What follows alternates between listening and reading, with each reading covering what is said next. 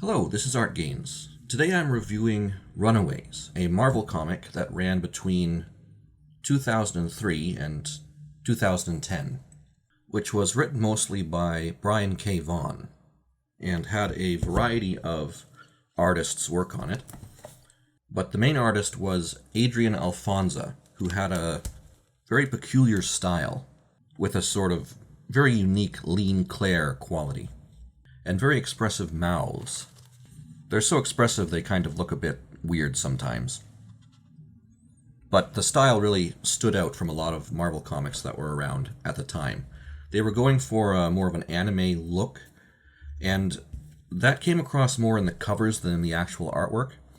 As you can see here, the cover artwork often had a quite manga or anime look to it, with the shape of the faces and the eyes and that sort of thing. The main story of Runaways was we have these six teenagers, Chase, Nico, Gertrude, Alex, Carolina, and Molly. Their families are all very rich, part of the Los Angeles elite, and each year their families have a big get-together because they're part of some sort of charitable organization. So these kids have been meeting each other at least once a year for their entire lives. Now, one year, they're sneaking around during this get-together, and they come across their parents, and their parents are wearing strange costumes and engaged in some sort of weird Kabbalistic ceremony, which involves sacrificing a young woman. So they realize their parents are supervillains of some sort, so they run away. And then they discover, of course, that they have some superpowers, and they use those superpowers to fight crime and ultimately to defeat their parents.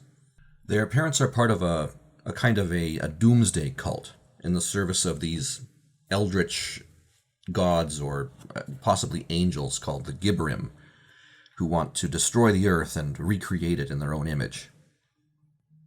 In exchange for serving them, the Gibberim have given their parents superpowers, or if they already had superpowers, they've enhanced them. Part of this arrangement is the promise that 6 of them will be able to join the Gibberim in this new world that they're going to create. But at some point along the line, the parents decided they're going to give these places to their children. Now, the children don't know anything about this, of course. This is all news to them when they discover it.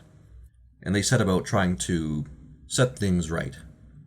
I first encountered these comics when I was going through a lot of angst. What you might expect me to say at this point is, oh, these comics got me through a tough point in my life.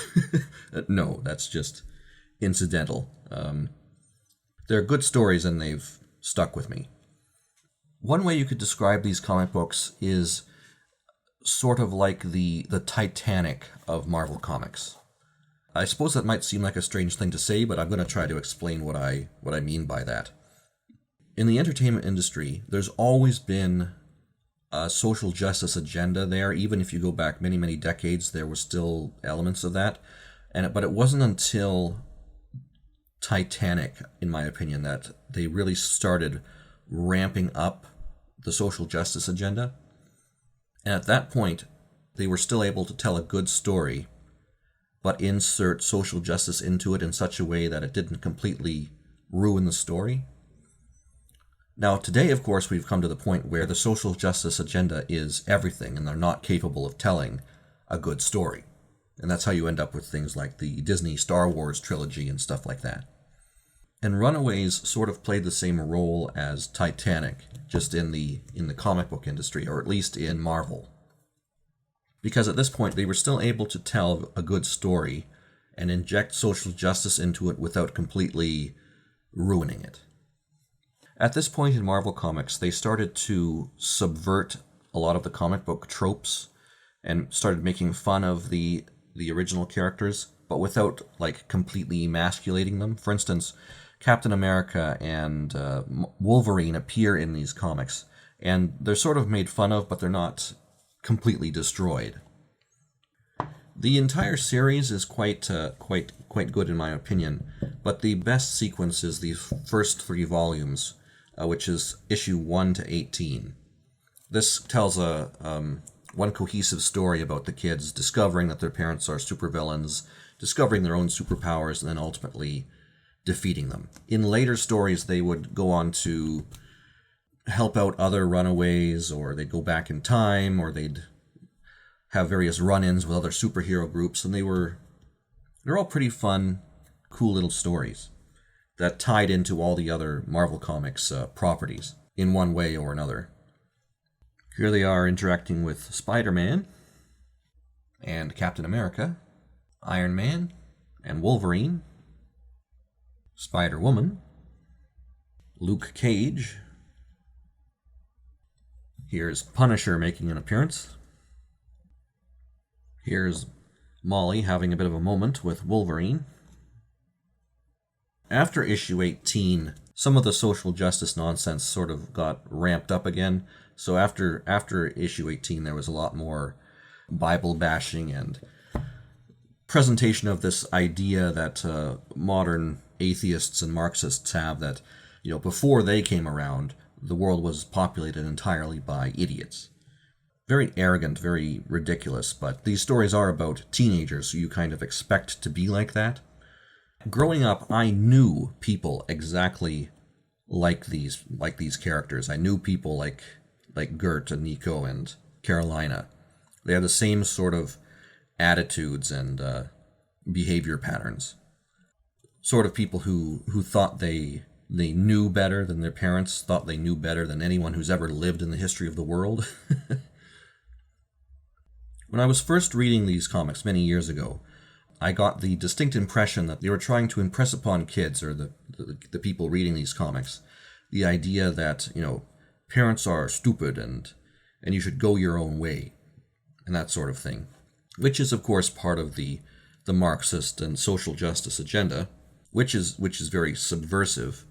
Personally, I think I'm possibly a little less repulsed by this theme as I was as a teenager, because, I never had any problem with my parents. But the fact is that a lot of people, you could legitimately say that their parents, if their parents were boomers, were kind of villainous. They were self-centered, only cared about themselves, and didn't put any thought into building a better world for their children.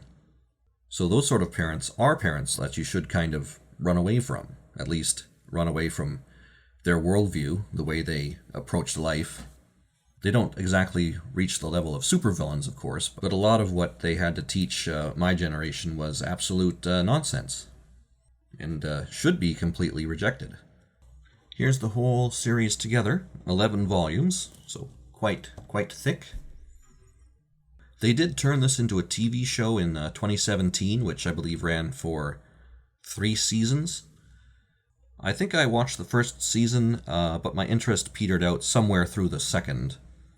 In some ways, the television show was superior to the comics because, at least in my opinion, because they made the parents a lot more empathetic. They weren't just complete villains like they were in the comic book. They actually had some redeeming qualities. A lot of these stories are told through a very strong Marxist lens of oppressed versus oppressor. In Volume 8, for instance, the characters time travel back to Victorian England. And of course all the villains are straight white males, and all the likable characters are young women, mutants, and social outcasts. It's quite retarded. If you meet an adult male character, he's very likely to be a villain. It's very predictable. You could sort of look at this as the advent of this modern form of storytelling we have these days, where the good guy is always some sort of oppressed minority, or somebody who identifies, at least, as being oppressed. And the villains are all people with power, adult men who represent the status quo, the way things are. There's exceptions, of course, like some of the runaways they meet up with turn out to be villains themselves and that sort of thing. People in positions of authority, alpha males, for instance, they're always the villain. They can't possibly be one of the good guys. As you can see, this particular story was written by Joss Whedon, very famous male feminist, and you know what that means. Kind of a creep, who sometimes was able to tell interesting stories. If I had teenage children, would I let them read these comics? Probably not. At least not without supervision. I guess it would probably depend on what the disposition of the teenagers were. Like, when I read these as a teenager, the social justice agenda was perfectly clear to me, and I thought it was retarded, but the stories were still good. But I can't extrapolate from that and say that this would have no effect on other people, because obviously it did. There are a lot of people my age who have completely fallen for the social justice insanity, and they actually think that they're the sane people. The inmates are running the asylum now, in large part because of content like this. Not just comics, but also television and movies and stuff like that.